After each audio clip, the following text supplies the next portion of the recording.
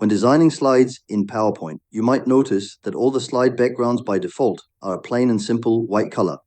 This is the standard background provided by PowerPoint. However, customizing the background is an important step in making your presentation more professional and visually appealing. To change the background of a slide, start by right-clicking anywhere on the slide and selecting Format Background. This action will open a sidebar with various formatting options that allow you to personalize the background according to your preferences. Within this Format Background panel, you can choose to fill the background with a solid color. You can select any color that suits your presentation's theme or desired aesthetic.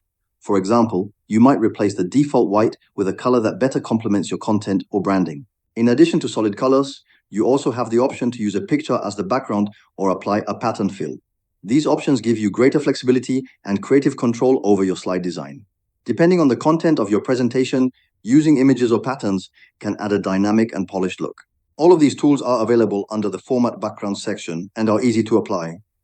This is a key feature for enhancing the visual quality of your slides and helping your message stand out more effectively